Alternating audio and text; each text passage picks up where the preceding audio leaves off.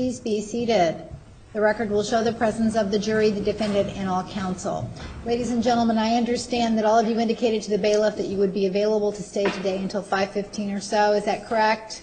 Thank you. We appreciate your cooperation. Tomorrow we will be starting at 9 o'clock.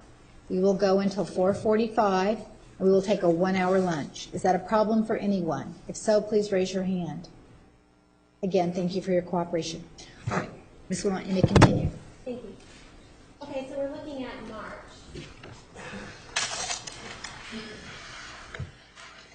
We were just talking about the first physical abuse that we saw, or that you saw. And then next, here it talks about Jodi wakes up to Mr. Alexander pulling her pants off to perform oral sex. Is that a milestone, or is that important to you? Well, it's the first time we have an example of her not being involved in the initiation, no, I've said it wrong, involved in the beginning of a sexual encounter. In other words, that's a little bit more of a control thing in that he's waking, it didn't actually wake her up according to that, she woke up and he was already in the process of doing that. And so it's just a little bit more of a pattern. Again, in a relatively normal, healthy relationship, not a big deal at all. In fact, wouldn't even note that. But in the scheme of things, and we're looking at this and we're starting to identify, you know, is this mutual? Like, do we have any examples of her waking him up in the middle of the night, you know, to meet her needs? No. So this is really not the way it, and also the way it's stated, is not that he woke me up it's because we wanted to, you know, have sex, or I did that. It's really she woke up and it was already happening. And then it's not, again, that she disagreed, or we have no evidence of coercion, no evidence that she didn't comply, but it's more of the pattern of pleasing him and going along with it. But he's really the one more in control. All right. And the next couple of entries were noting that they're spending time together. He's inviting her to his grandmother's house in California. Yes. And then after that, we see that they traveled to Sedona and the Grand Canyon together in April of 2007. Yes. And I'm showing you Exhibit 481, which shows a picture of them where they traveled with Dan and Desiree Freeman. Yes. So now March and April, we're seeing that they're traveling together, they're spending time together. Is that further adding to the relationship? Yeah, I mean, for all intents and purposes, it's boyfriend-girlfriend. I mean, from her perception and at least outside perception is they're traveling, they're interacting. It's what you would normally expect with a boyfriend-girlfriend. The relationship is progressing. Okay. And then we see that Travis has intercourse with Jodi when she's sleeping. Yes. And the bottom of that is that Jodi stopped it and changed it to oral sex instead. So what about that, is, if anything, is significant to you? Well, there's a few different things. We then see it's progressed, and progressed by what I meant is, if you look from here backward, there is no vaginal intercourse. And so the first thing we ask is, well, you know, why? I mean, sex, oral sex, anal sex, that they're all sex. Well, basically because, according to Travis has said and convinced her that anal sex and oral sex are not sex that violates the Mormon religion. And so she convinces herself that that's true. So she goes along and complies and pleases him, and oral sex is happening. We had one attempt at anal sex. She stopped it not because she said that's against my religion, but because it was painful. And now, though, we've advanced to he's attempting to have intercourse with her while she's sleeping.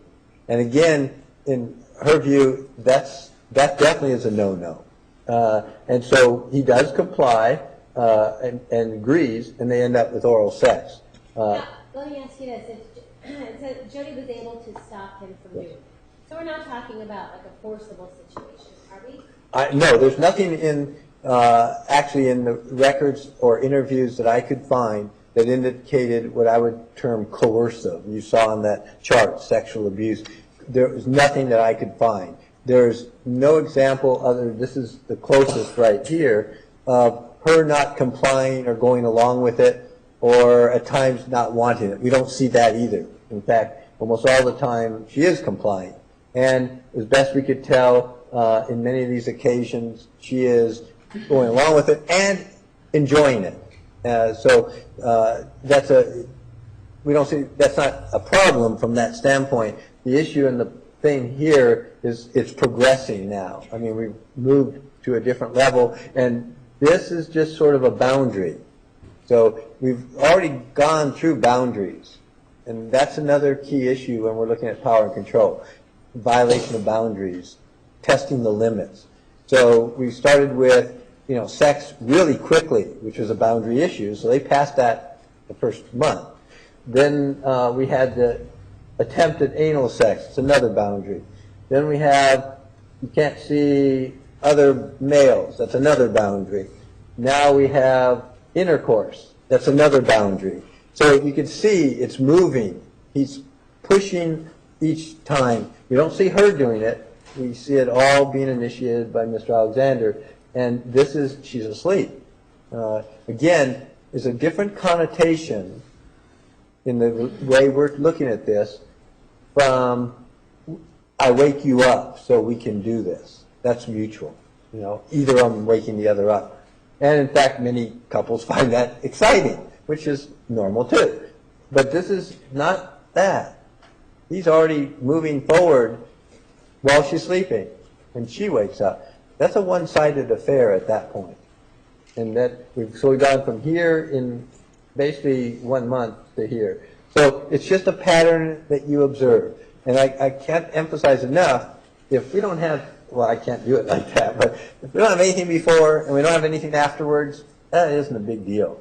We're looking at consistency. We're looking at patterns. What fits her personality? How does this all give us the puzzle? Okay. And then after that, just as far as the timeline is concerned, to see at this point, sometime in May, Jodi is moving from her house in Palm. It says Palm Springs, but is that supposed to be Palm Desert? Yes, I just saw that too. That's an error. To Big Sur, California. Yes. Okay. And at that point, when she moves to Big Sur, California, is she working at Montana for a little bit? Yes, that's my understanding. And earlier this morning, when we saw some of the interviews that were done with her coworkers at Montana, and how they talked about how after the breakup of Daryl, when they see her. So is this the time part? Is this the time, May and June, or June and July or so of 2007, when these coworkers would have seen her? Yes, starting in May and going through those months. Okay. And is this the time period then when they would have, when they're talking about noticing some changes in how she's been sad? Is this the time period we're talking about? Yes. Okay.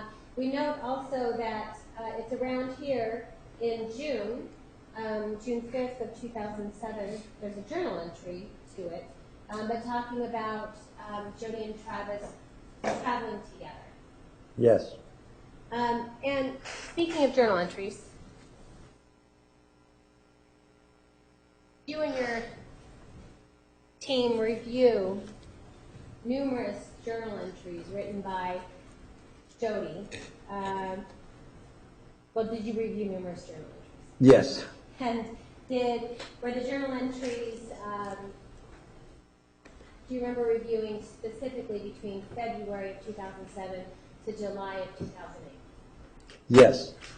And when you reviewed them, they were not the original journals, is that right? Yes, that is correct. We had copies on paper. Okay. And on scanned. Okay. And in reading the journals that Jodi wrote for this time period, were they useful to you? Yes. How were they useful to you? Well, it gives us more insight as to what's going on from her standpoint. And then again, as we've been talking all week, how does this fit the pattern? Is it consistent with what we find in our testing? Is it consistent with other people that we talked about this morning who were interviewed and what they're saying about her? And does it help us get insight into what may be going on? Because this is going back a long period of time. In addition, I mean, journals are very helpful for mental health professionals. And so this is crucial information, yes. And you said going back a long period of time. Is it your understanding that Jodi had journaled prior to 2007? Yes, in fact, I think we saw a couple, but we really focused, I mean, I think it went back to high school. It's been a part of what she does. Remember, creativity, art, writing is part of her interest. But we all had, that would have taken forever. We really focused just on this time period that was relevant to us. Okay. And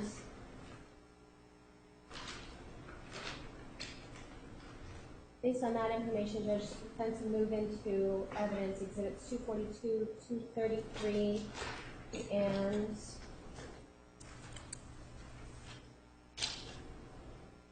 242.001. Objection, lack of foundation. He doesn't even know which ones they are or the dates. Approach, please.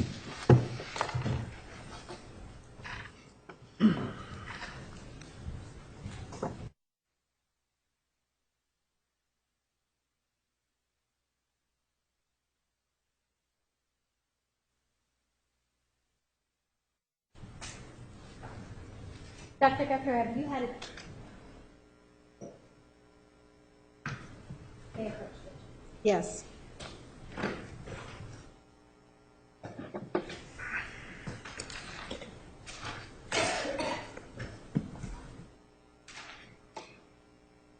Dr. Guffner, have you had a chance to... You told us that you reviewed copies of the original journal entries, is that right? Yes. And have you had a chance to look through her original journals, the ones that I've just handed to you? Yes. Not, I mean, I scanned them, and I mean, scanned them visually, not into a scanner, and I randomly checked some dates with ours to see if they match. And do these original journal entries represent the copy of the journal entries that you and your team reviewed? You mean, do the copies represent these? That's what I mean. Okay. Sure. The ones I checked, yes, and so as far as I can tell, these are the same as the ones we were sent, except not the originals. All right. Judge, at this time, defense would move those numbers in 242.001, 242, and 233. What exhibit does he have in front of him? He has them all in front. All three. All right, if I can look at them, please. You may. This one goes for me. I have an objection. Do you want me to approach? Yes, why don't you approach?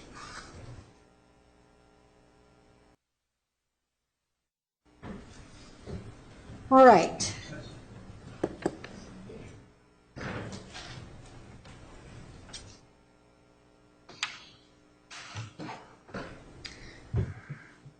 Exhibits 242, 242.001, 242.002, and 233 are admitted.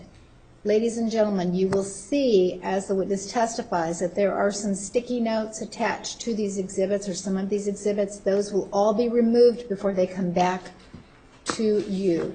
And I am ordering that all of the loose papers and sticky notes be removed. They are there to assist the witness in testifying, and they are not part of the original exhibit. All right, you may continue. Thank you, Judge.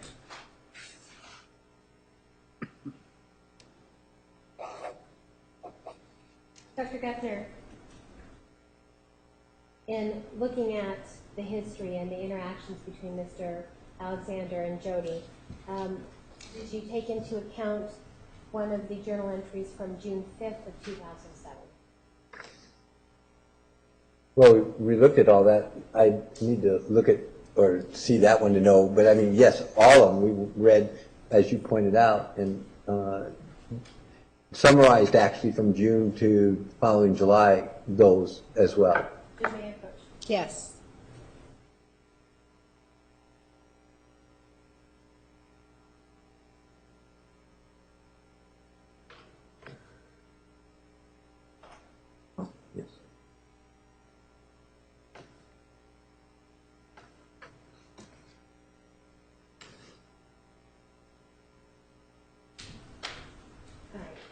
looking at June 5th, a journal entry from June 5th, 2007.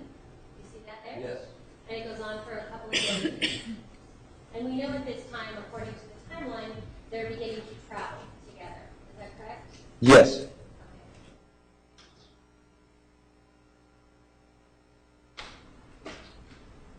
And then obviously, I guess I forgot to maybe make sure that we all understand this. Are these journals that were written by Jodi? Yes, that's my understanding. Okay. All right. And so, and she writes about many different things in these journals, doesn't she? Yeah, pretty much. I mean, it looks like what we call freestyle journaling. Means usually at the end of the day or sometime a person writes down everything that happened that day or their thoughts or whatever, and does that. Well, some people are really disciplined. They do it every day. Some do it less. She's pretty disciplined. This is a pretty regular habit with her. Okay. And so on June 5th, she writes about Travis. I felt so close to him today. It was a spiritual closeness we don't often experience. That kind of closeness. Objection, lack of foundation. We haven't seen the date, Judge, if we could listen to I already showed it, Judge, but I'll do it again. Yes, please. June 5th, 2007. Yes, ma'am. It was a spiritual closeness we don't often experience, that kind of closeness. I have recently been suggesting that we pray together, but I get the feeling that he doesn't like it that much, since I'm the only one that ever suggests it. And when I do, he is insistent that I say the prayer, not him. He said it a few times, but he says I need practice, which I do. But I wish we would consciously invite the Spirit into our daily lives more often. True, it is always there, but acknowledging it brings a deeper awareness of its presence, and I believe it would greatly bless this relationship. And then we also look at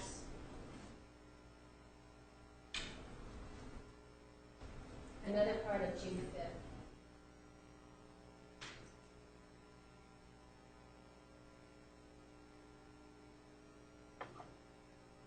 And this is again when they're traveling, right?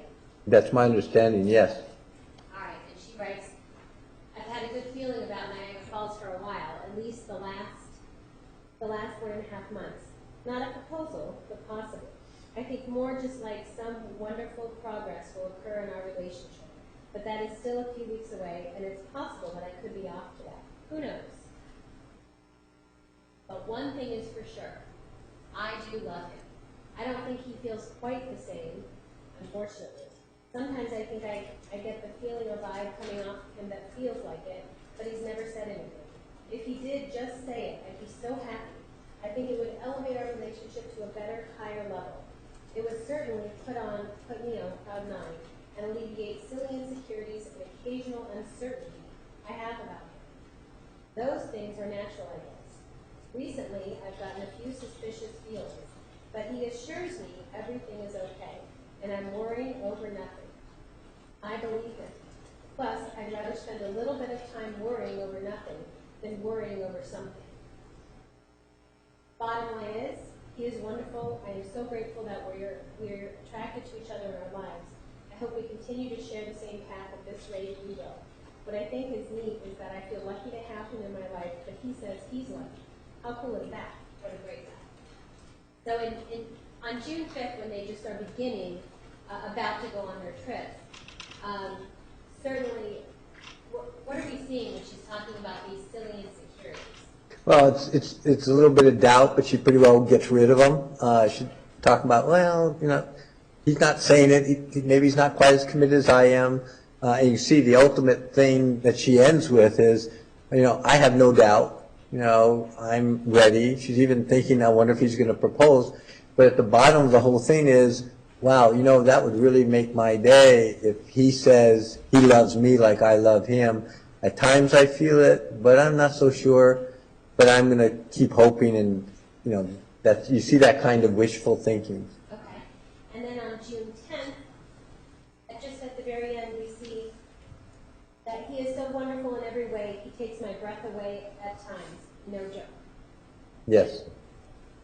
She's explaining her feelings for Mr. Alexander. Yes, and they're getting stronger and stronger.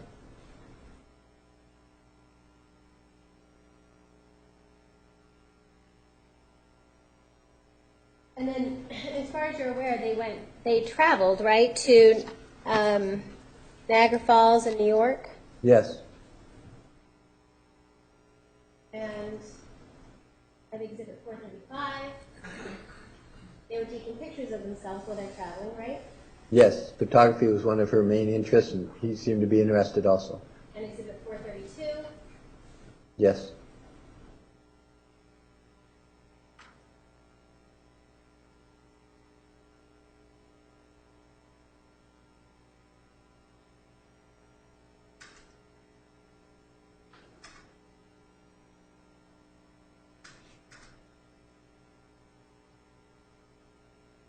and just before they begin to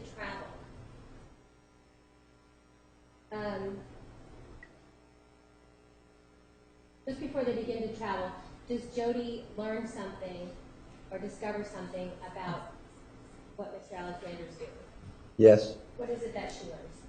That he's having interactions with other women. What she says is he's cheating on her.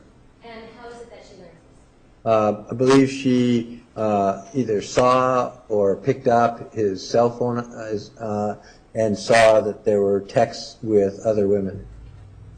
And she still goes on these trips with him, is that right? Yes. We're looking at June 20th,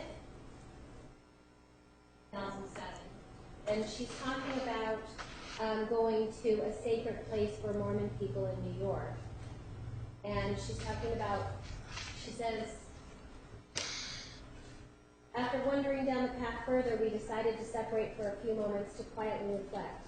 I was reminded of what I learned from the book, The Hearts of Wisdom. I prayed and I cried. I gave thanks, yet for a small moment, very brief, I felt so lost. So I prayed for guidance. And then she writes, how do I proceed, knowing what I know about tea? And is it based on your record review, is it your understanding that she's referring to the fact that she knows he's having these interactions with other women? Yes. And the word, as you see here, is viewing it as cheating. She views it as cheating. Yes.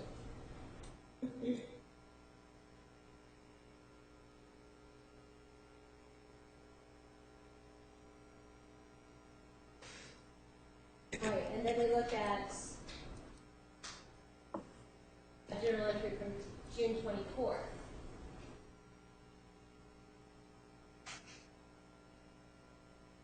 Is it your understanding that HF means Heavenly Father? Yes. Okay. Right here, too. Okay. And she's talking about Heavenly Father wants us to live life fully, so we must keep our hearts and minds focused on that which makes us happy. We must focus on what we want, not what we see. That is so hard for me because I see a lot more than I let on, and knowing what is going on behind my back is difficult to ignore. Even more difficult is trying to pretend or imagine that an alternate scenario is happening instead. Details. Right. Focus on the end result.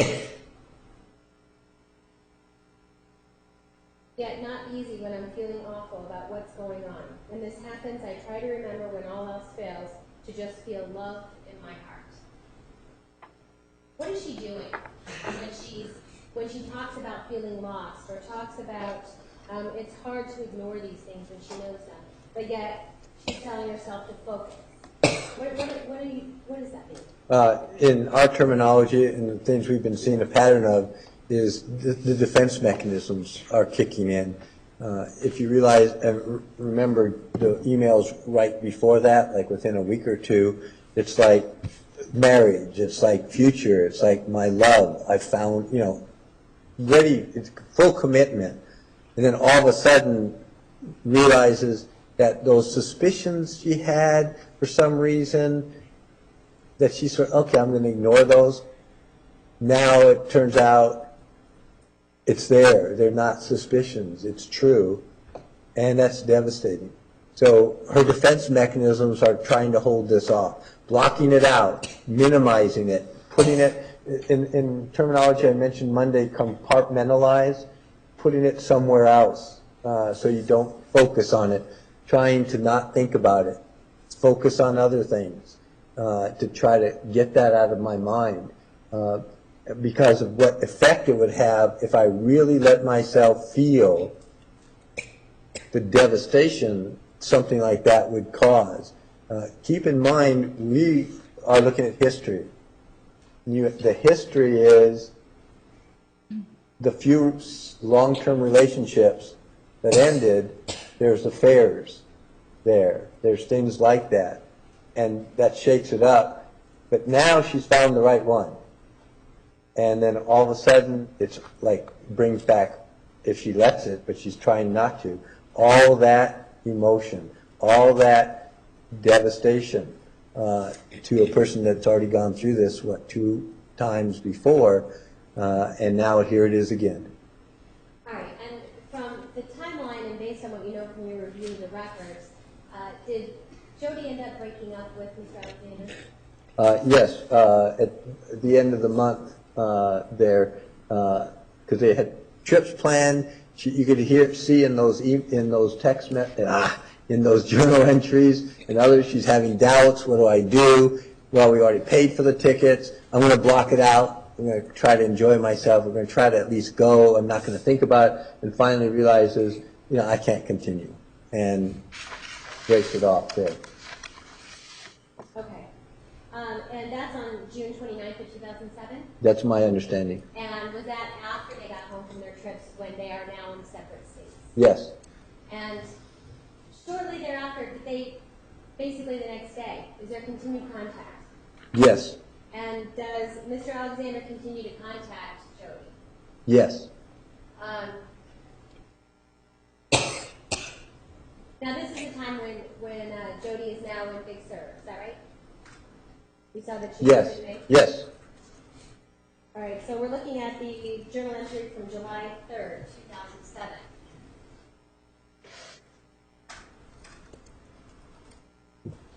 And it looks like, based on the review, she's telling us that she then met, well, telling the journal, not us, Yes. that she met up with Daryl for Thai food that day. Yes. You see that? And then later, she talks about dinner was great. That Yes. dinner was great. Then we said goodbye. He told me something that struck a chord. He said, and then she puts it in quotes, "There are a lot of people in this world that love you and care for you and want to see you succeed. I really want to see the Jodi I've always known. The vibrancy, the energy, positivity, the drive, the determination, the fire." And as he listed off each of those qualities, each one instantly evoked specific memories as an example to reference each one. Are we seeing here then, are we seeing consistencies with what your interviews with Mr. Brewer said, where he says things like, "She changed before my eyes," and now are we seeing it actually written by Jodi, what Daryl is telling her? Yes, and before we had it from his interviews with either us or others, where he was talking about all the changes he saw in that 6-month period. Remember, we're only talking about from December, really, from September to now the following June, so we're talking about 9 months, and he sees a different person. But it's clear he's also telling her, and that goes back to what we said before. Outside people often can recognize what's going on, and the inside person is actually blocking it out or not tuning in or minimizing. And we see that happening right there is he's telling her, I want you to go back. This isn't good. And so the hope is that she will. You'll, see and find, a relationship that will really be good for her. Okay. And then we look at Sunday, July 8th of 2007. And she's talking about that a bishop's son approaches her and asks her to walk with him and starts to kind of ask her out. And she's describing in her journal how she said no, that she was seeing somebody, which really wasn't true. And she says, I said, "Yes, I'm seeing someone. I did not like to lie. I truly didn't. But the only other alternative was to tell him the entire drama that had recently unfolded in my life. And I'm not about to share that with anyone, any more strangers. One was enough, and it caused me enough heartache because I was stupid enough to believe that he could offer me what I wanted. Desperation makes people do stupid things. Fear of loss, she's quoting. Fear of loss will lead to the dark side. And then she even is regretting now finding out that Travis was cheating on her. When she writes, "Had I not been sneaky from the beginning about looking into Travis's phone, I would not have known. Ignorance really is bliss."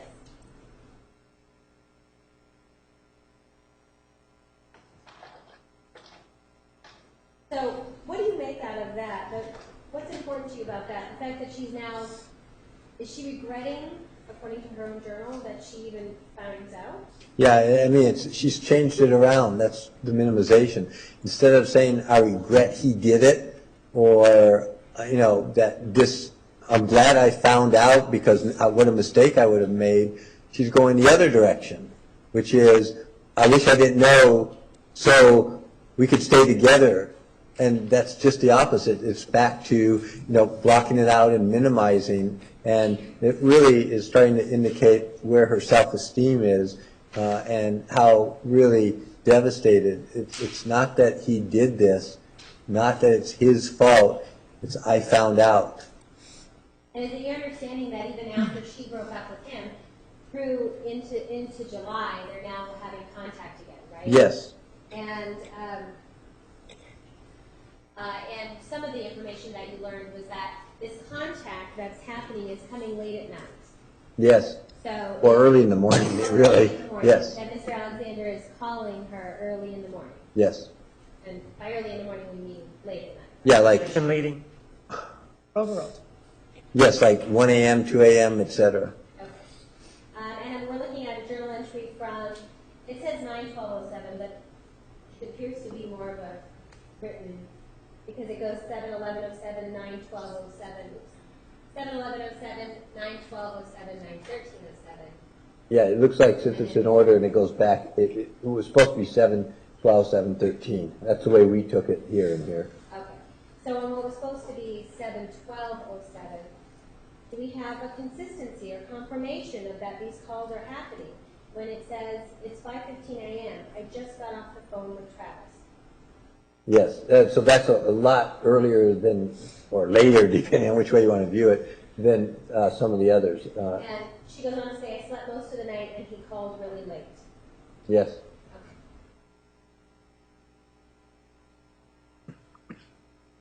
Okay. All right. And then one of the things that we know, let's look at the timeline. We know that she flies to go see Mr. Alexander on July 20th of 2007. So just a month after, well, less than a month after she breaks up with him, now she's going to fly to go see him. Do you see that? Yes. And when we look at confirmation of this, may I approach, Judge? Yes. In your review, I'm showing you Exhibit 793, did you see an email that shows that she's sending Mr. Alexander an email of her flight information? Yes. And so in other words, Mr. Alexander, based on his email, if we assume that he looks at his email, he would have known she was coming on July 20th. Well, and according to the notes too, it's him who's convincing her to, weekend with Travis. Yeah, very good. Yeah. She's spending the weekend with Travis during this weekend on July 20th. Yes, right? yes.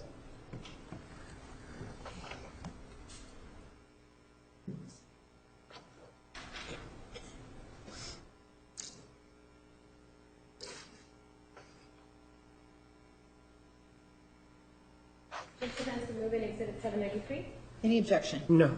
793 is admitted. And so just so we're clear, so here's the information. It's an email to Travis Alexander from Jodi Arias, and it's basically talking about her flight information for July 20th in 2007. Do you see that? Well, it's not talking about it. It's the actual itinerary, Right, the itinerary. right, of the flights. and then does she write this in her journal? Does she write about going to see Mr. Alexander in her journal? Yes. We're looking at July 14th of 2007. She talks about, I am so excited to see Travis next weekend. If I do nothing else physical with him, I would be content and fulfilled just wrapping my arms around him and holding him so close and not letting go for a long time. I would just hold him tight and feel the awesome love that flows through me for him. I can feel it now, and it feels wonderful, and it will feel even more wonderful when I can express it physically to him. I love him, and my love for him has grown exponentially over the months. Now, when she's talking about her love growing exponentially over the months, this is during the months that, for what she termed, he's cheating on her, right? Well, that she found out. That she found out. Yes, this is after that, after she broke up. And if you just read one email, or I'm sorry, I keep saying email, it's my fault. One text back where she's saying, you know, he cheated, it's not the same, we don't have that feeling. And then you just skipped and knew nothing else and went right to this email, it would make one think that, okay, that didn't happen, because all of a sudden, you know, back in love, ready to see him, can't wait to see him, I'm deeply in love with him. It's like, whoa, what happened there? And that's where we get our part of our evidence again as we look through all the records of how strong her defense mechanisms are, how well, and I'm using that word not really the way I would want, but how well and she can block out things and completely dissociate. All of a sudden, all those negative feelings, all that devastation is blocked out, and we're right back to where we were as if it didn't happen, which is what she said she wishes she didn't know. So it's all back to, I can't wait to see him, to show him how much I love him. And there's another little hint in that email, which in the journal entry, where my love will flow when we hug. It's like I'm giving to him, and the idea that we would look at is he's supposed to reciprocate. In other words, maybe that will solve the problem. And based on what we know from the rest of the records from that weekend, was Mr. Alexander, according to the timeline, very sweet and convinces her to move to Arizona? Yes, and again, he's initiating that. She's said we're going to break up, lives in a different state, and can't let go. She said that in the journal entry that we just said. Who can't let Jodi can't. Well, that's what she's saying. And now we have him convincing her that we can work this out. And if we just read the text, that boy, that's her ideal. You know, all this love I have, let's get back together. And saying, okay, yeah, let's try to work this out, move to Arizona. And so she agrees. And then one of the things that when she moves to Arizona, she moves in with actually a friend of hers, not Mr. Alexander, is that right? That's correct. Now, on July 25th, we're looking at the journal entry.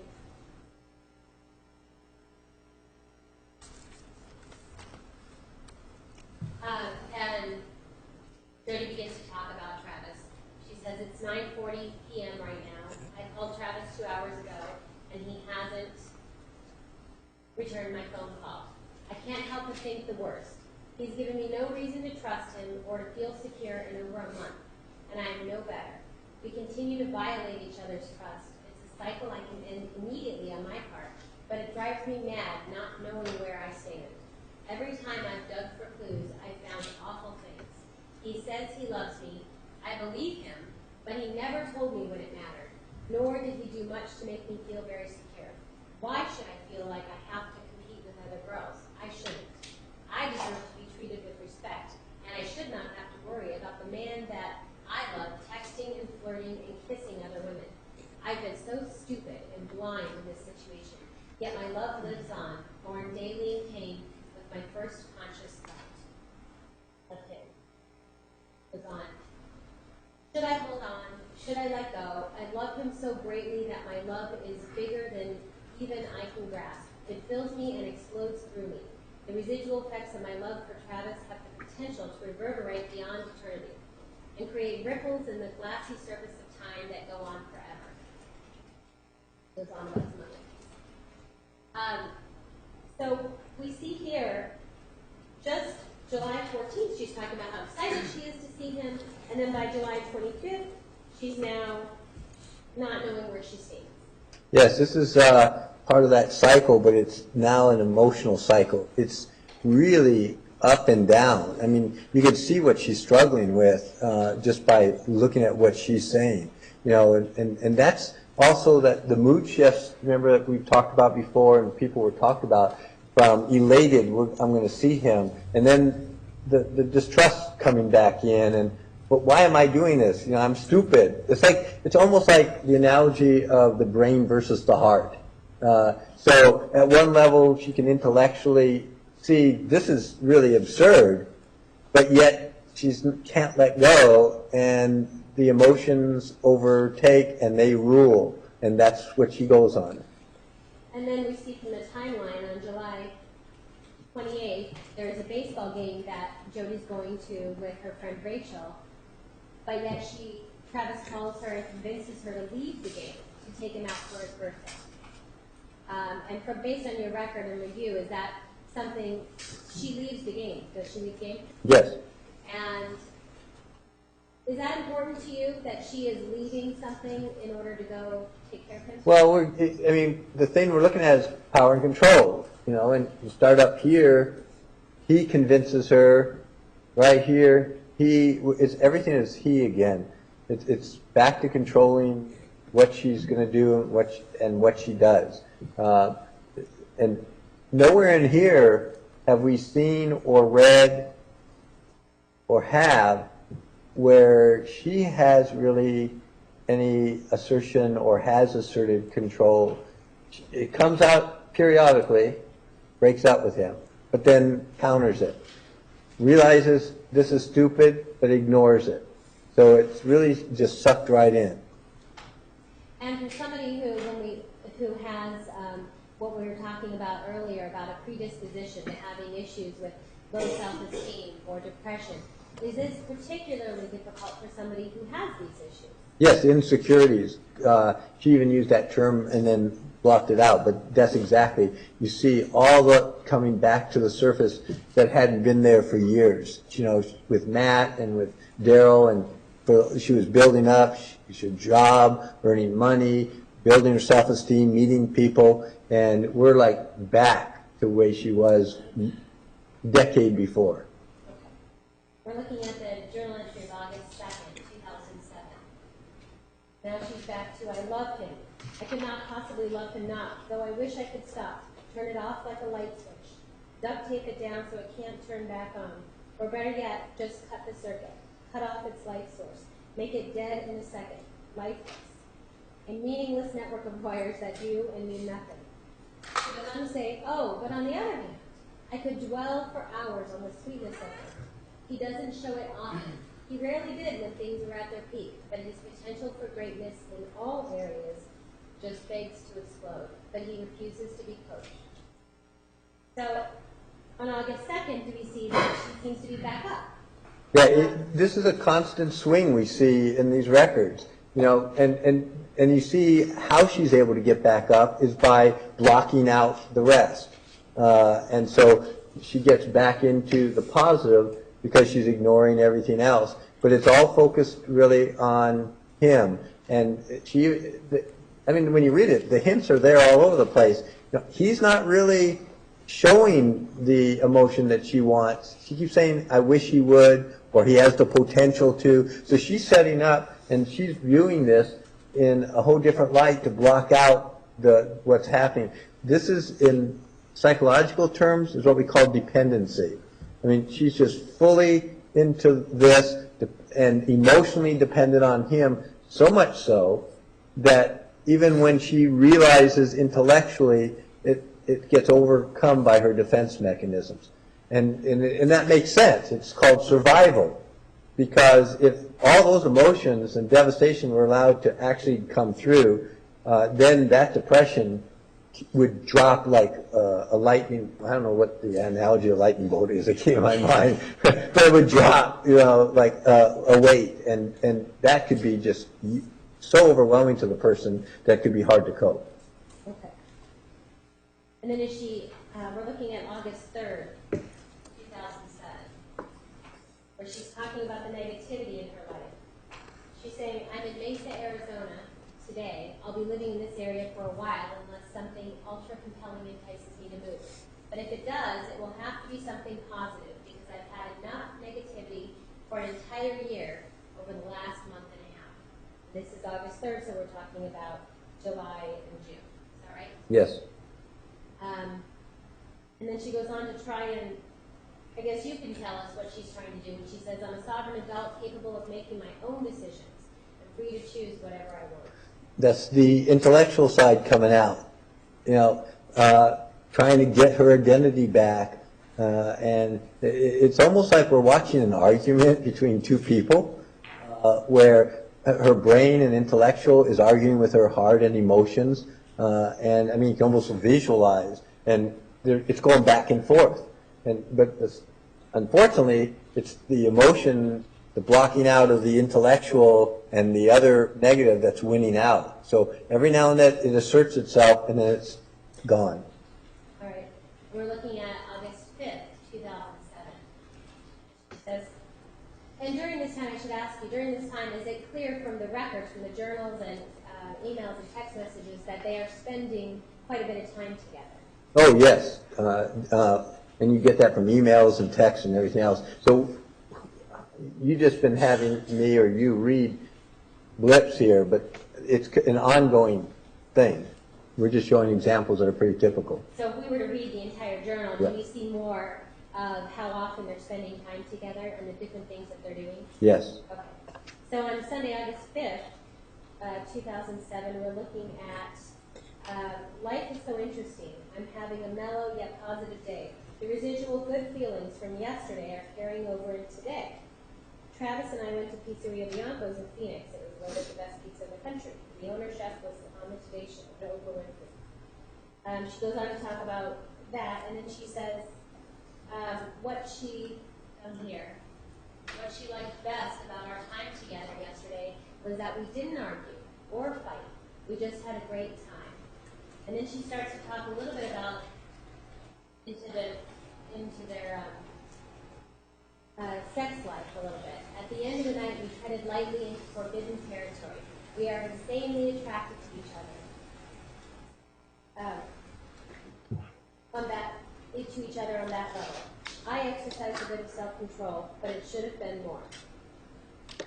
So here, it's clear she's having good days with him. Yes, and that's how the cycle of abuse continues. And if you remember that chart I showed you, the thing that keeps it going is hope. And you see it throughout the journals, is the hope of what I want and what is going to be there. And you saw it in that as an example. And that's what, in that calm period, that's what keeps it going in the future. That's why the people don't leave. That's why they stay, because that's so reinforcing. It's like that puts her back in the elated stage, that happiness, that positiveness. And so that's the search, is to keep getting there no matter, and blocking out anything else that's going on.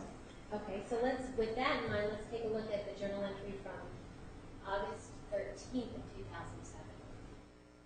Travis, again, sent me a text this afternoon saying, I wish you were here, you would love it. I hope you're having a good day. I didn't know what kind of response to give. I was a little shocked again. It is such a contrast between the way he treated me yesterday. It's sad, but I've actually grown a little suspicious of him when he acts kind to me. It's not that I don't prefer that over the mean, harsh, critical, and cruel behavior, but it's just that once upon a time it was so foreign to me when he was mean and rude. But it's become commonplace. And now it seems so foreign when he's nice. I just don't understand. I know why he's stressed out, but not why he thinks it's okay to act the way he does. Sometimes I feel so broken that I can't even cry. Other times, I feel so broken that all I can do is cry. What's a little bit ironic is that he's so concerned about how close I live to him, but he's done sufficient emotional damage, enough to push me away, that it doesn't matter how close I live. I've never felt this distance from him.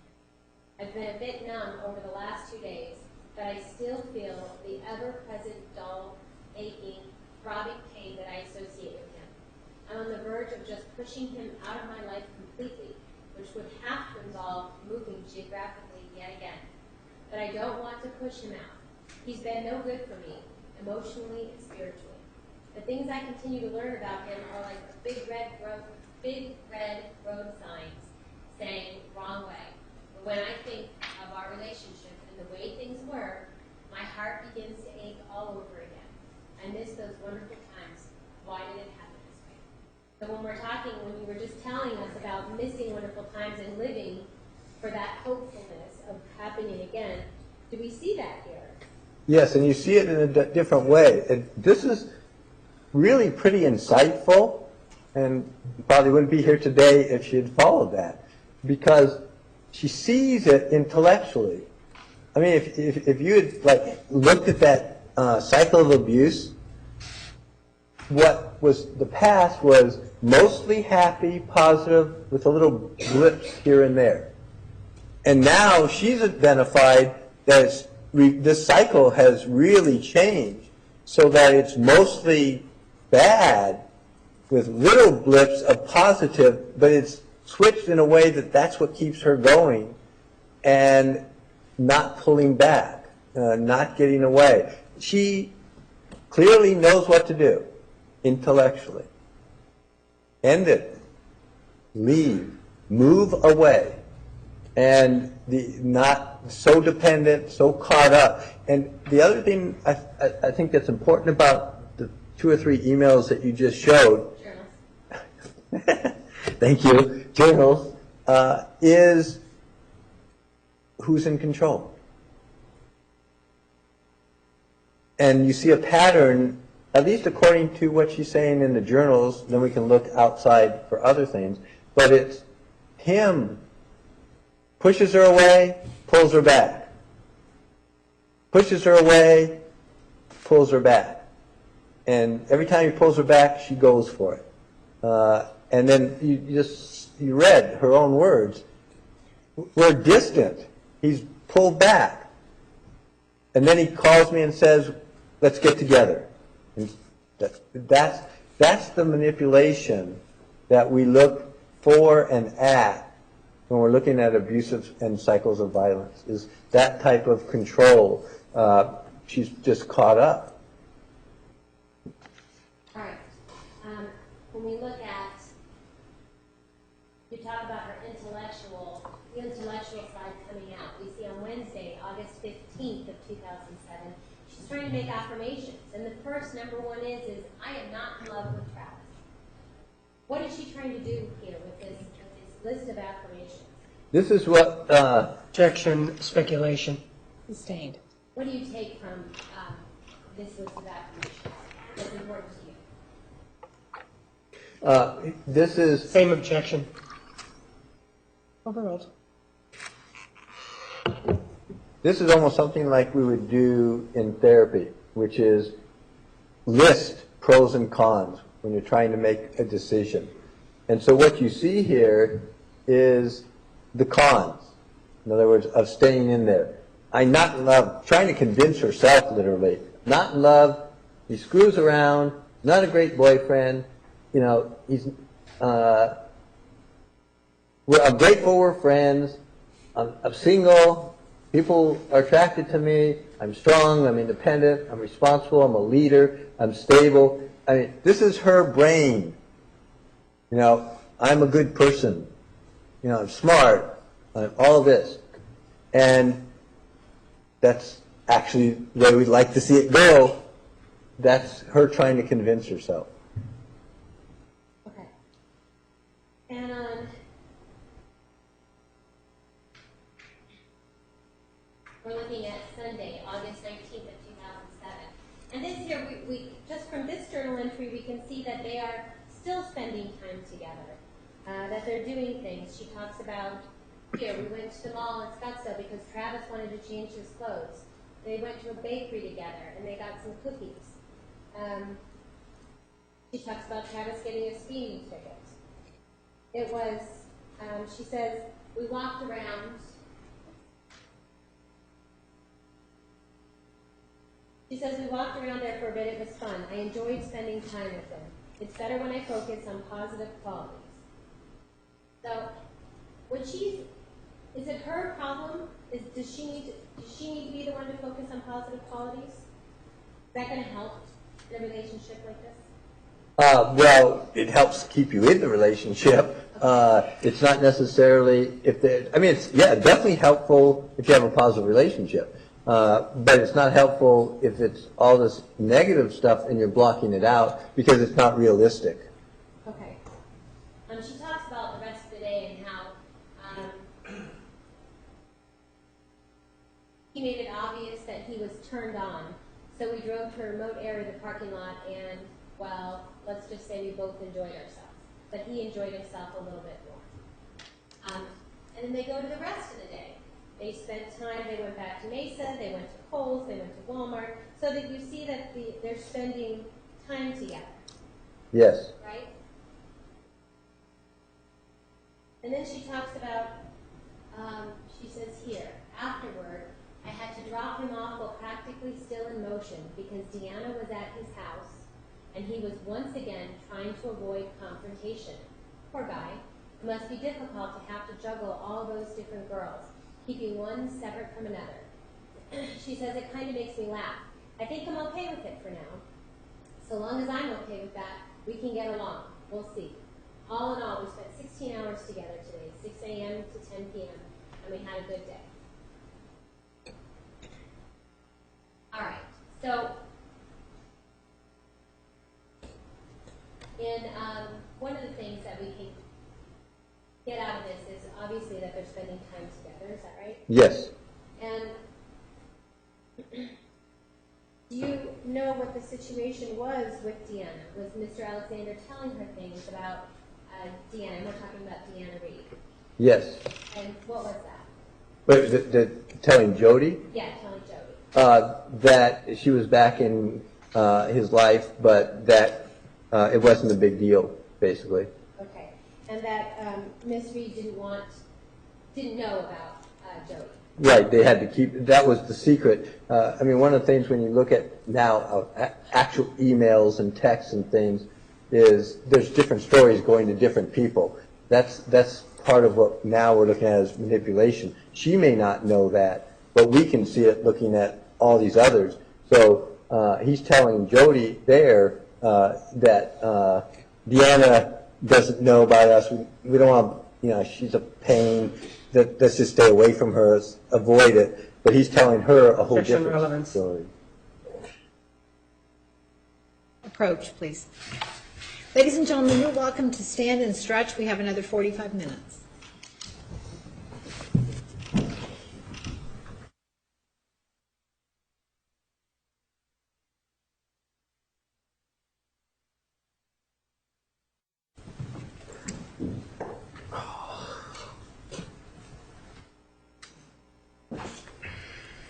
Do we have all the jurors? Yes. No one left, correct? All right. You may resume. Okay, thanks. So, based on your review of the record, are you finding that Mr. Alexander was telling different people things about Jodi? Yes. And in your review of the record, can you make a determination that whether or not some of these things were ultimately true or not? Objection calls for vouching. It's not. Sustained. Mr. Alexander is not a testifying witness. Approach, please.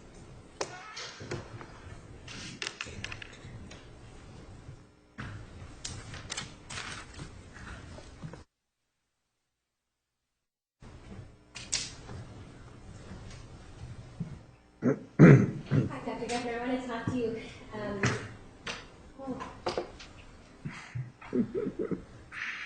want to talk to you about August 20th, 2007. And so that we were. So it was just August 19th, the day before, where we talked about how they spent 16 hours together. Right? Yes. And we just talked about how she had to drop him off almost still moving the car because Deanna Reed was at his house. Yes. Right? Okay, so then we move to August 20th.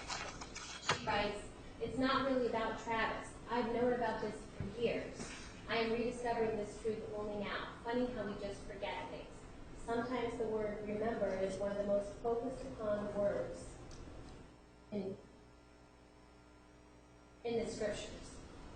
So, and she goes on a little bit later on in the journal. Right here. She says, "It is not Travis at all. He was merely the distraction. The void in my soul has been there for years, maybe millennia, perhaps before I was born. The rich and pure and awesome feeling of being in love creates such an intense vibration that one becomes addicted, and like a drug,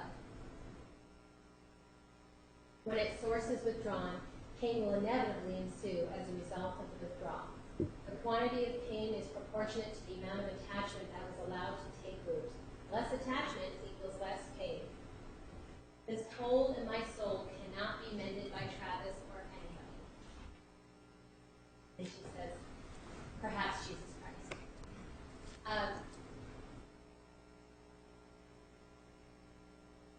Okay, and then she goes on to say, "Anyway, I've got to tell the T-Dog this because I think he thinks at times I'm carrying around this burden of pain because of him.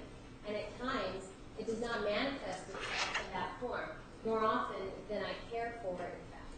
But I must always remember that it is bigger than that. The reasons are greater.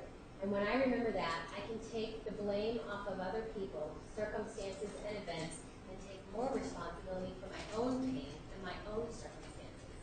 So this is just one day after she talks about what a great time she had, and now she is talking about her own pain. What do you see out of that journal entry where she's, what's important to you about that journal entry? Well, this cycle is happening internally on a daily basis now at this time. The positive stuff, the interaction with Travis, and she's able to block out everything. And then when that eases up, everything comes back. And what comes back is the insight, the intellectual knowledge of what's going on and how that's not good. But I think what's also important there, and what we saw, is that little comment about it's coming back and I'm remembering.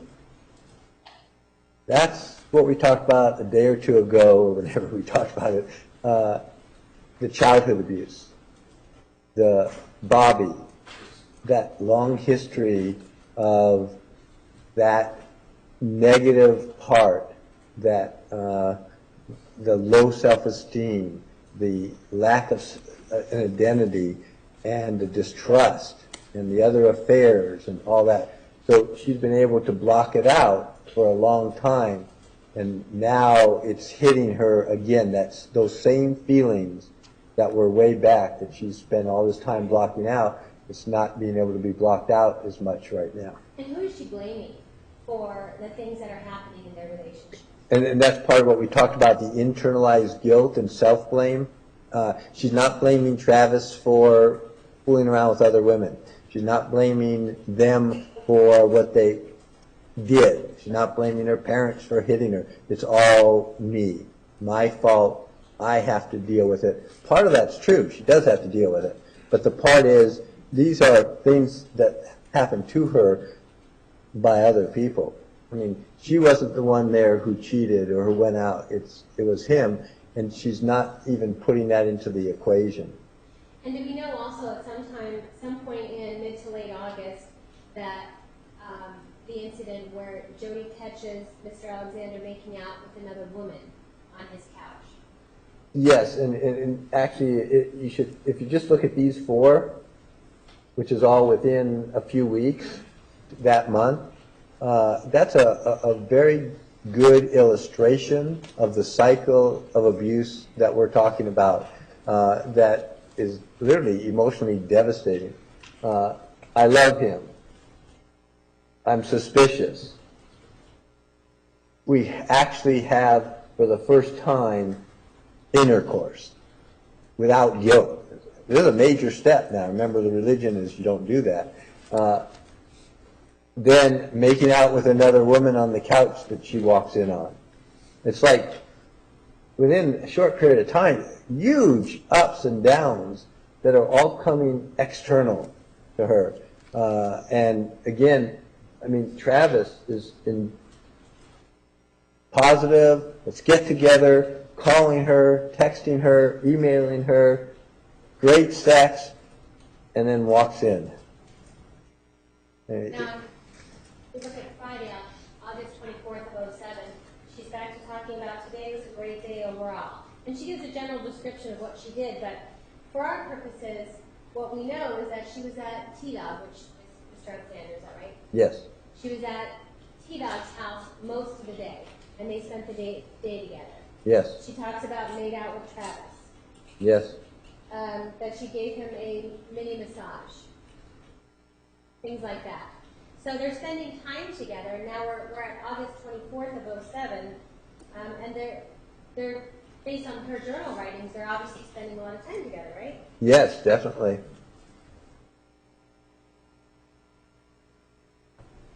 Okay, that was August 24th, is that right? Yes. Okay.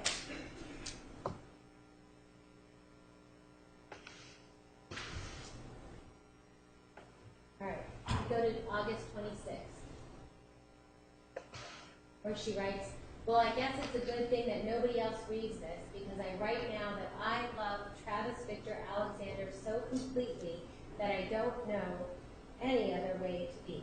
I wish I did, because at times my heart is sick and saddened over all that has come to pass. I don't understand it, and at times I still have a hard time believing it. He makes me sick, and he makes me happy. He makes me sad and miserable, and he makes me feel uplifted and beautiful. All in all, I shouldn't be wording it as if he makes me feel these things. It all originates from within. All of my darkness is a result of my own creation. It is the fruit of my thoughts, planted continually and with too much repetition. I've got to douse my mind. I've got to douse my mind in some kind of mental roundup. Kill all that is not serving me. Eradicate those thoughts. Buy new soil, fresh with nutrients, and begin resowing a good seed. Resowing of good seeds to reap a bountiful and joyful harvest. So here, do we see her questioning this relationship? Yeah, we're back to the insight. You know, I mean, it's really clear that at one level she knows what she needs to do and just can't do it.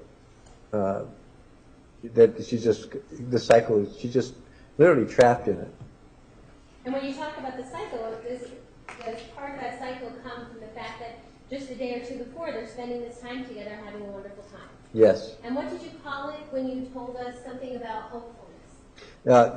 The having the positive things is what reinforces and is able to continue past the negative. So even though these positive things are happening less and less frequently, it's the hope that for the next one that keeps you going through the negative, through the pain. All right. And then on the same day, but there's another entry on the same day, she writes, I just wish I could die. I wish that suicide was a way out. But it is no escape. I wouldn't feel any more pain, though, if I could just stop existing and have my consciousness dissolved into nothingness and my energy recycled into something else useful. For I am of little use to the world right now, through no fault of my own.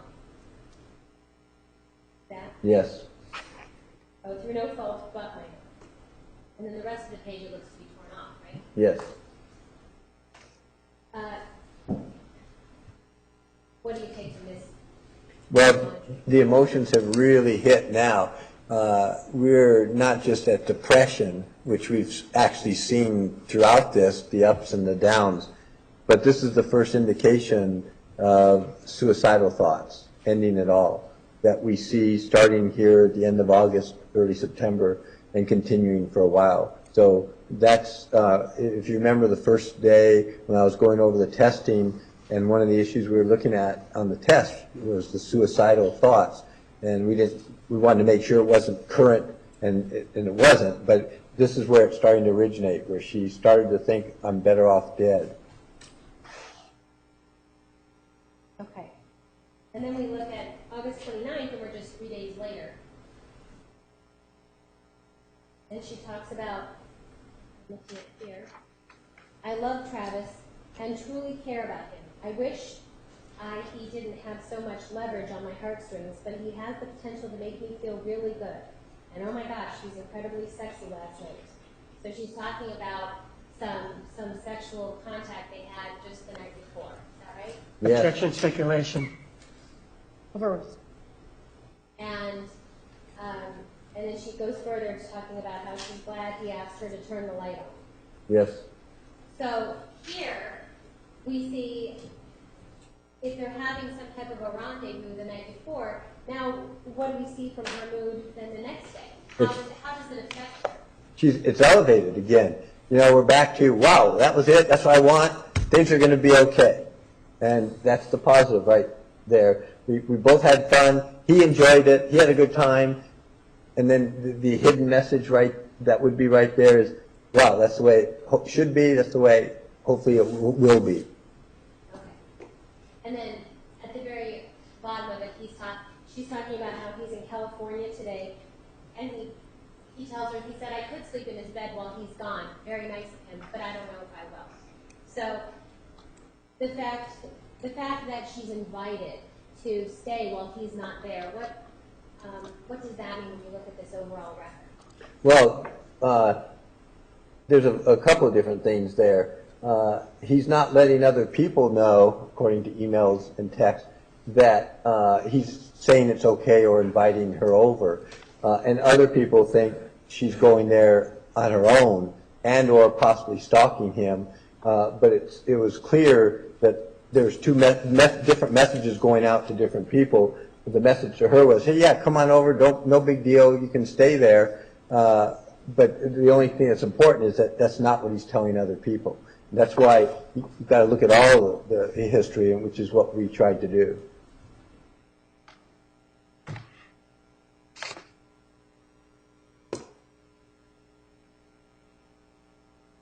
All right, are you...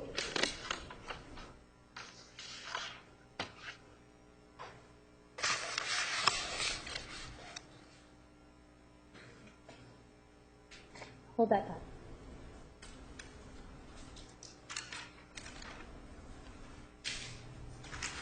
Are you aware of a trip that they took in September of 2013? Yes. And did they go? Where did they go? I don't know how to pronounce it. Havasupai or... Havasupai? Okay, that's the one. All right. And and they went on this trip together. Is that your understanding? Yes, actually with another couple, I believe. With the Freemans? Yes. Okay. And in fact, we're looking at September 13th, 2007. She talks about that. A crazy day. Today, Dan Freeman, Desiree Freeman, and Travis Alexander and I hiked to Havasupai. See that? Yes. Okay. Now,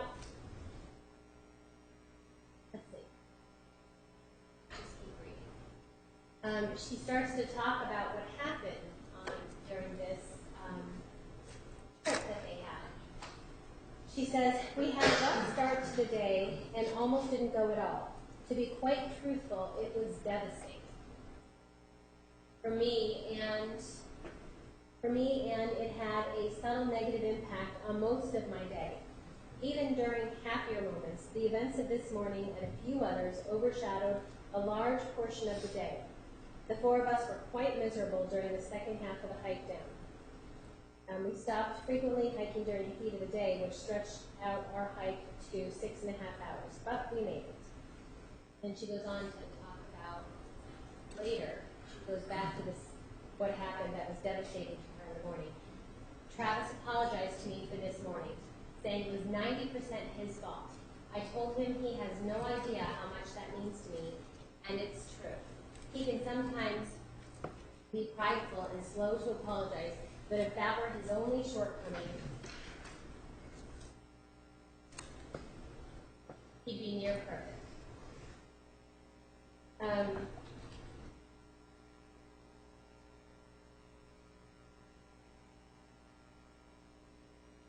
And so, during this trip, did they have an argument?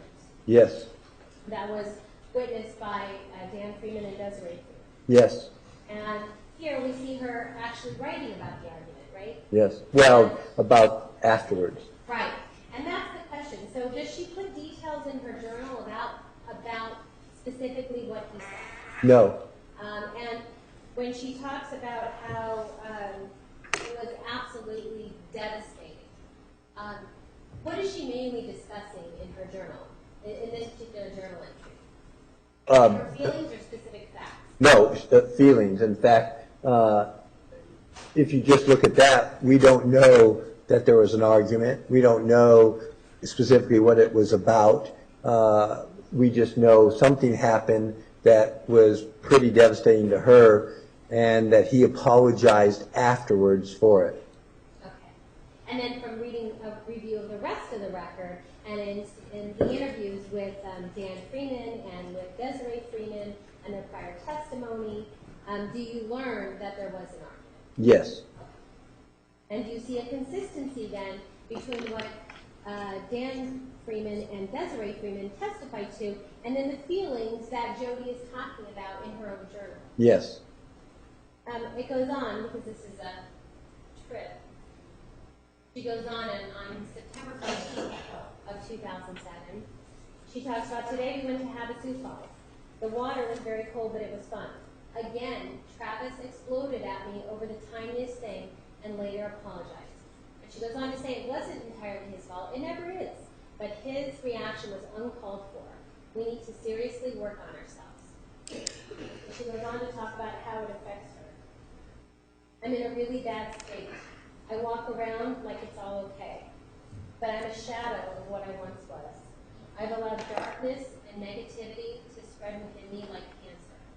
I want to be the shining light I once was. I want to exude love and joy to all my brothers and sisters. Only with time, discipline, hard work, commitment, diligence, effort, sincere effort, and consistency will I be able to achieve that state once more. Light edge. What a difference it makes over time in our lives. So, a couple of things about this journal entry. One is she talking about something else that occurs between her and Travis? Yes. And can you get any information on what she's saying in her journal? Well, the only thing we can get is the reaction to it. And the two things that are important from my standpoint is, well, three things. One is this statement here is never his fault. So, I mean, he sometimes apologizes, but it's never his fault. And the reaction it's causing to her, that, I mean, it just brings that depression, that overwhelming feeling back that you keep showing up here. I mean, this is her view. You know, it's like it just overwhelms her emotionally.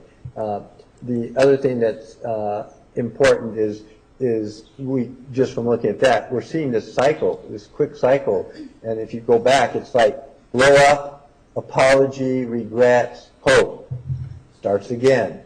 And we're seeing this happen like almost at this point.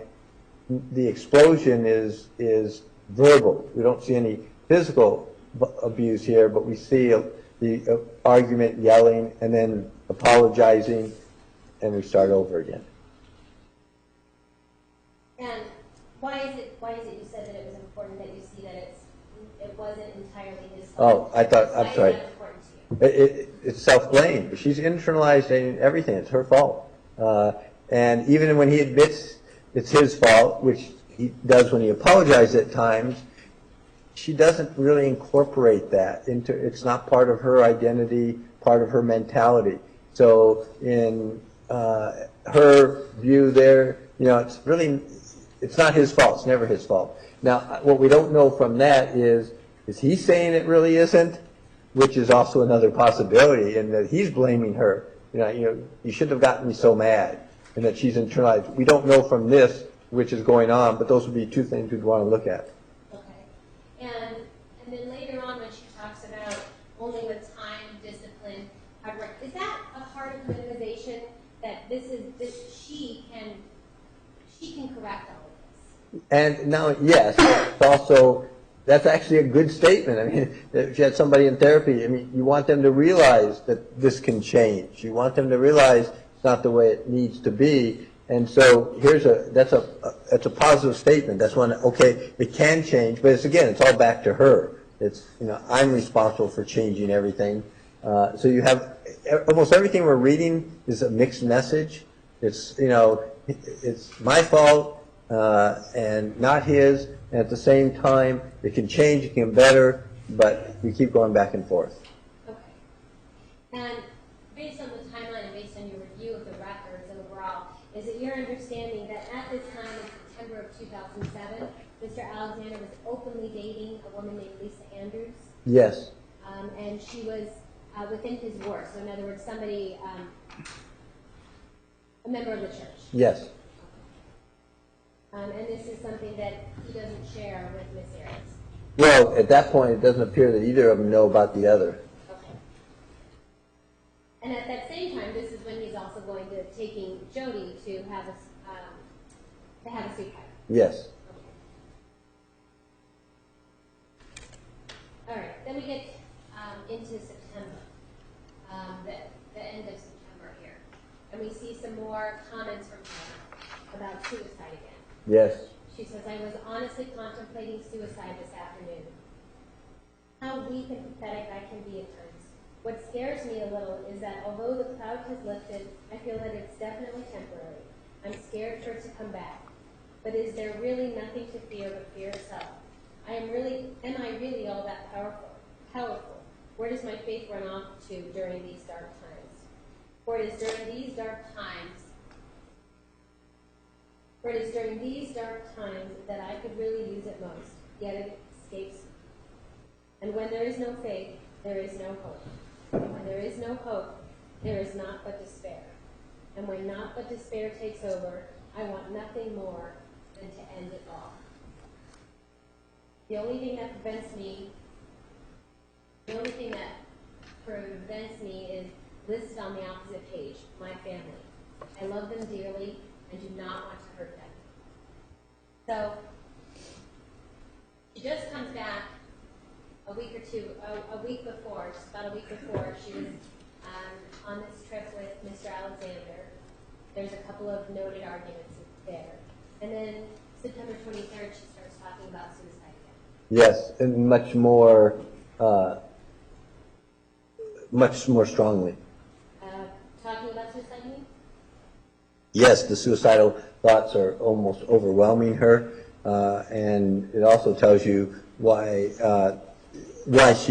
what's keeping her from doing it, which is, as she just said there, it's her family and her at least acknowledging that it would have a really devastating effects on her aunts and others. Okay. And during this time in October, are you aware of whether or not, well, we were just talking about September 23rd, but into October, do Jodi and Mr. Alexander make another trip? When? In October. Yes. Where do they go? To Albuquerque. I'm showing you Exhibit 431. See the balloons in the back? Yes. Okay. Albuquerque Balloon Festival, is that where they went? Yes. Okay. And so it's clear, despite these feelings that she's going back and forth, are they, based on the record that you've reviewed, are they still spending time together? Yes, definitely. And are they still having this contact with each other by phone, by text, by email? Yes.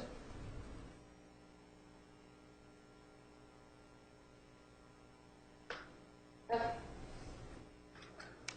We're going to October 6th of 2007. So this is actually before the Balloon Festival. Yes. Okay.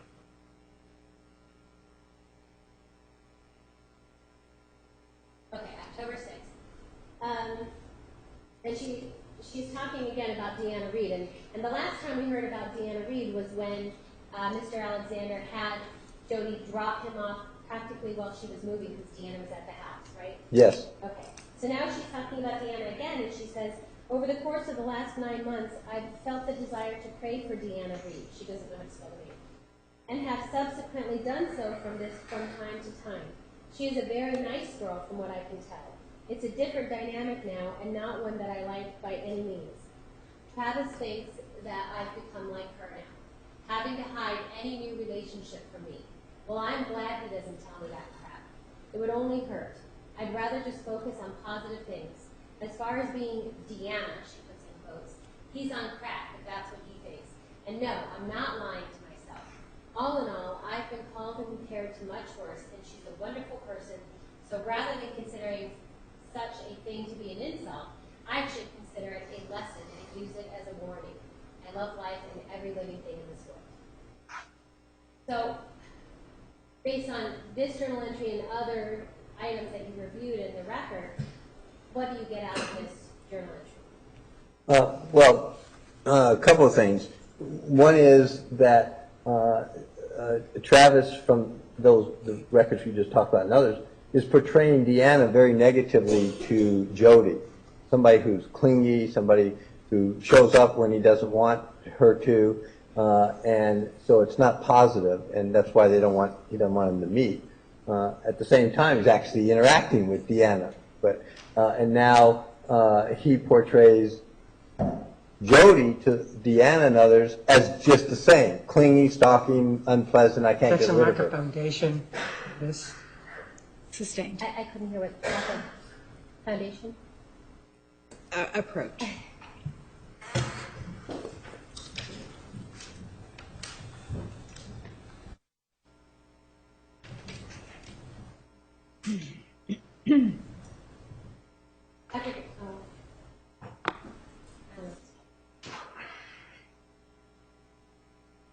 Dr. Kessler, in your review of the record and in speaking with Ms. Arias and looking at emails and text messages, do you have an understanding of what Jodi believed, or what Mr. Alexander was telling Jodi about Deanna? Yes. And what is that? Objection, lack of foundation. Which of the items mentioned? All of it, Judge. About Deanna. All right, overruled. Telling Jodi about Deanna? Yes. That is, for lack of a better word, she was a problem. She was clingy. She showed up, and that it wasn't a positive thing. It wasn't something he was seeking. It was her, and I can't help it type thing. Okay. And you find in your review of the record, with interviews of state's witnesses and emails and such things like that, did you see anything like that happening with Jodi? In other words, did you see where there were friends of Mr. Alexander thinking certain things took place? Yes. Objection, lack of foundation. Which witnesses? Finish the question. Having to do with Ms. Arias. Same objection. I didn't hear. You can answer yes or no. Did I receive that in the records? Yes. All right. And, okay. So,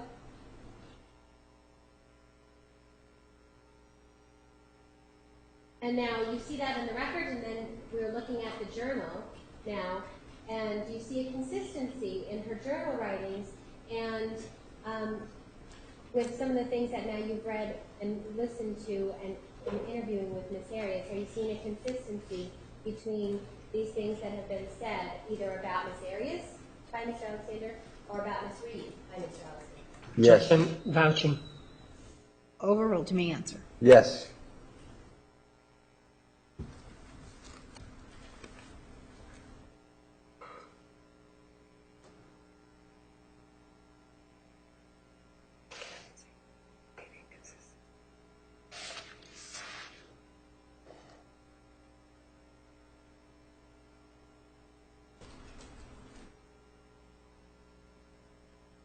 Okay, on October 13th, we looked at the picture and we have it on the timeline, but on October 13th in Miss Arias' journal, do you see that she's talking about going to Albuquerque with Mr. Alexander? Yes, And just the top line, yesterday we drove from Mesa to Albuquerque for the balloon festival. yes, which is what we just talked about. Okay. And so obviously they're spending time together, right? Yes.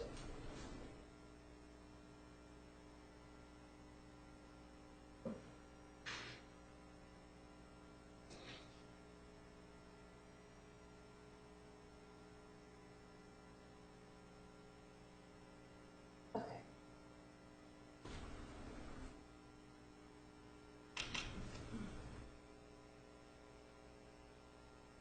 And we're on October 23rd, 2007. She writes, I think this will be a long entry. I'm listening to music and thinking a lot of the past, something I do too much, but I'm thinking of positive things. I keep remembering a specific night, she starts to go into it, when she was 18 or 19, having to do with Bobby and some of her friends. And then she interrupts her journal writing. Never mind, Travis called and I'm too depressed to finish now. Move his. So she's talking about depression in this specific journal. Yeah, and it's clear from there that the past, the things we talked about before, are hitting her. You know, the similarities, the feelings she had way back then from the abusive relationship with Bobby and everything at that point, the adolescent stuff that she's been able to keep out for so long are all coming back.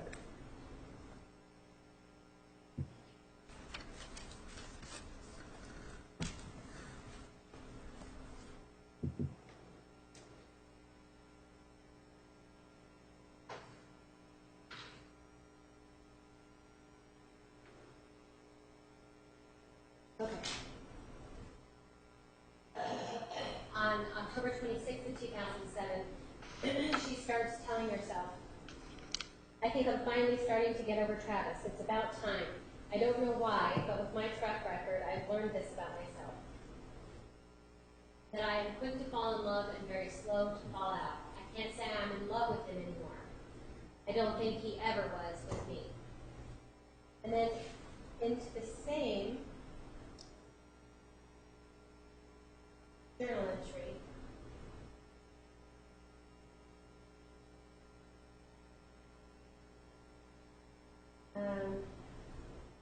She's talking here. She talks that she spoke with Matt McCartney for the first time in 3 months. He's thoroughly convinced I should commit myself. I don't think I need to do anything that drastic. I don't need to be on suicide watch. But I haven't felt this broken since Sarah and Cindy cut me down in every way they could, right before Bobby did the same for the zillionth yet not last time. That was in 1998. Well, actually, I've been down so low before during 2 other occasions in addition to the one mentioned above, and it's strange. Now that I have a testimony of the gospel, why have I only recently begun to consider suicide, like it's some kind of an option for me? I am a shadow of what I once was. My light is flickering and fading. I am currently serving no purpose in this world. So here we are, going to the end of October. This is Friday, October 26th of 2007. And she's telling us, or she's telling not us, she's writing in her journal how she feels, and she's talking about suicide. What do you get out of that? Well, there's 2 things. What you don't see, as you mentioned before, is as we read these and you look at it, we really don't know what is going on. In other words, what's led to it. You see that she talks about when things are positive, but she's ignoring everything negative. So part is what's going on that all of a sudden jumped us there. And we know from other things what went on that led to that, which was they got into an argument with Travis, who said mean things to her, which is on that day.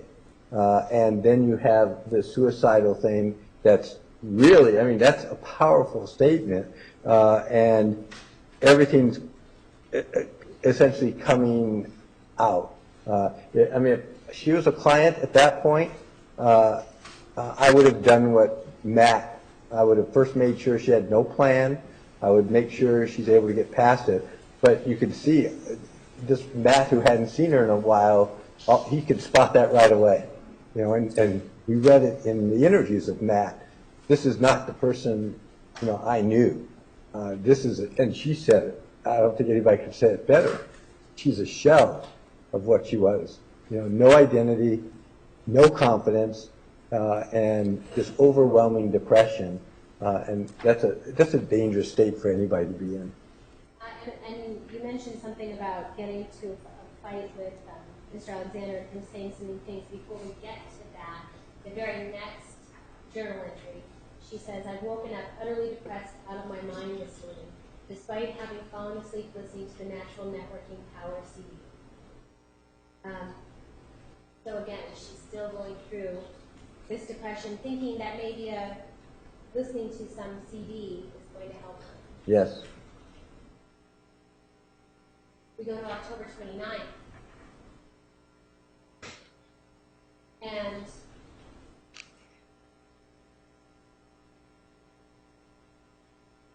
where she talks about Mr. Alexander. Says, "Travis insisted that I tear out the cage I'd written a few days ago, listing some of the hateful words he'd spoken. In church yesterday, the lesson in RS was so poignant in light of all that had passed last week. Once words are spoken, they can't be unspoken, and they can be equally as devastating and painful as physical abuse. It may even take longer to heal from. Well, since I'm switching wards, I decided not to go to FHE." So it looks like she goes into something else.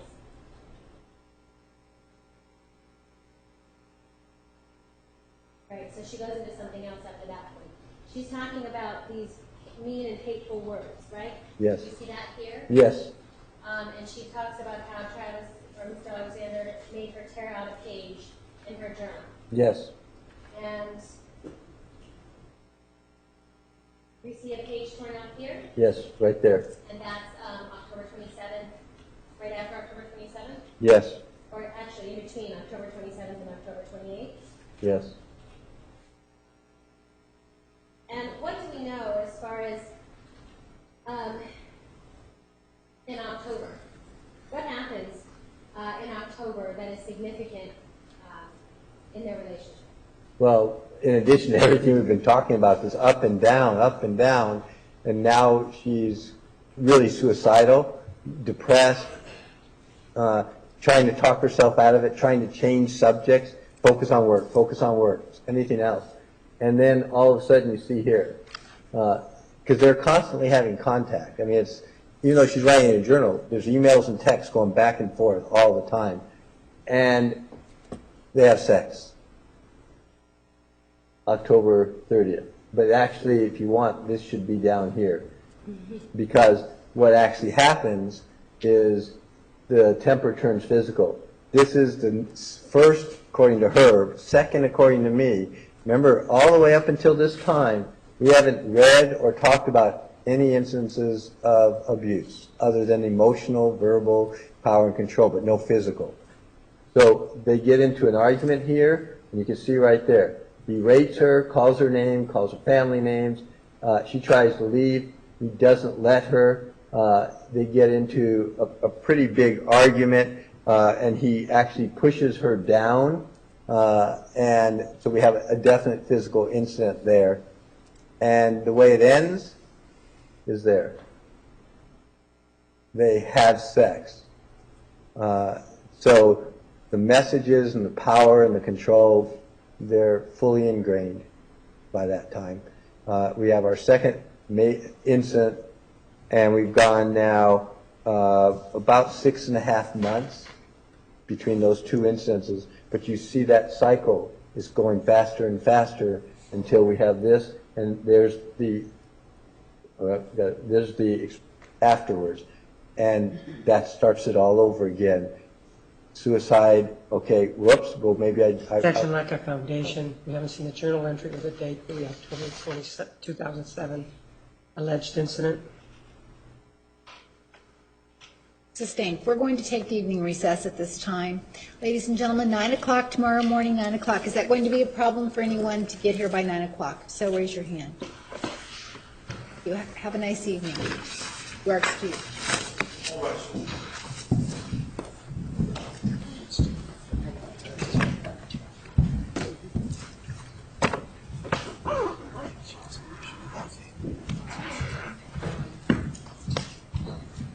You don't have to, you can take it with you if you want. No. Oh, okay. I was about to ask about these things. Put it on. Yeah. You can take your summaries. I'm checking them out. And we make a copy of this other one? Made a copy for you. I don't, do I? I have it. Okay, so I give this back? Yes. But this one I keep? Yes. Okay. Okay, okay. I don't know if you care to look at that. Did we hang in there for you? Well, because it was long and big, yeah. Oh, yeah. Standing and- Imagine if you were here all Hi, day. Mike. Standing in heels that whole time? I think not.